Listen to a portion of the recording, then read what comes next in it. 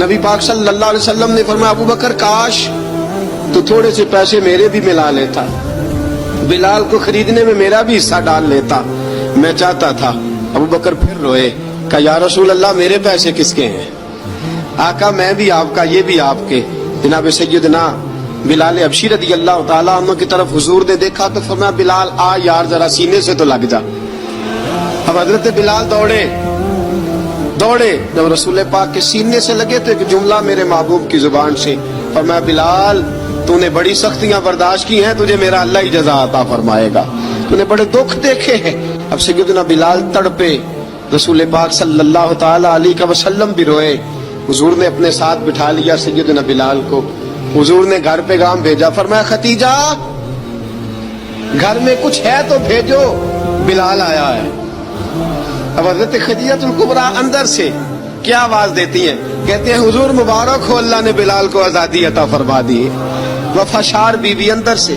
اب حضرت سیدنا زینب رضی اللہ تعالی عنہا میرے محبوب کی شہزادی، چھوٹی سی عمر ہے، ایک برتن کے اندر کھجوریں لے کے آئیں، ایک برتن میں کھجوریں۔ اب لا کے جب کھجوریں رکھی نا تو سیدنا صدیق اکبر نے ہاتھ بڑھایا کھجوریں اٹھانے کے لیے تاکہ میں دوں۔ حضور نے فرمایا نہ ابو بکر، بلال پہلے دن آیا ہے، پہلے تو نے جتنی خدمت کرنی تھی تو گھر کر کے آیا، میری باری ہے۔ حضرت بلال حبشی فرماتے ہیں کائنات میں نے اتنا پیار کبھی دیکھا ہی نہیں تھا، 30 سال سے زیادہ میری عمر تھی، مجھے تو کبھی کسی نے پاس بٹھا کے کھانا کھلایا ہی نہیں۔ فرماتے ہیں رسول پاک سخت کھجوریں سائڈ پہ کرتے، اندر سے نرم کھجور نکالتے، اس کھجور سے تھوڑا سا چھلکا جدا کرتے، فرماتے ہیں پھر اس کو توڑتے، اس کے اندر سے وہ گٹلیاں اتار کے حضور ایک سائڈ پہ کرتے، وہ نرم کھجور رسول جب میری طرف بڑھاتے۔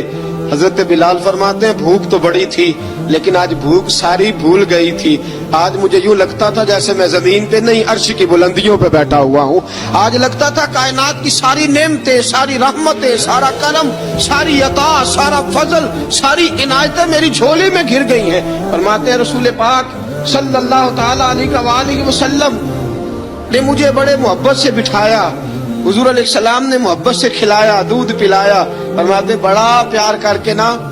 تو جناب سیدنا صدیق اکبر نے کہا حضور بلال کی ڈیوٹی کیا ہوگی؟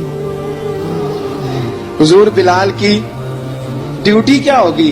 حضرت بلال کہنے لگے حضور میں فارغ رہنے کا تو عادی نہیں، میں تو جفا کش آدمی ہوں، محنت کرنے والا، ڈیوٹی کیا ہوگی؟